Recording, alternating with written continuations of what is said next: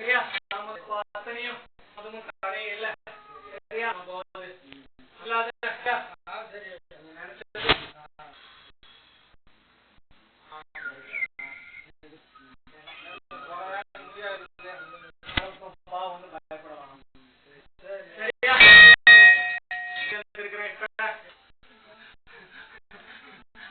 கேட்டு நின்று செஞ்சு வந்தியாப்பா.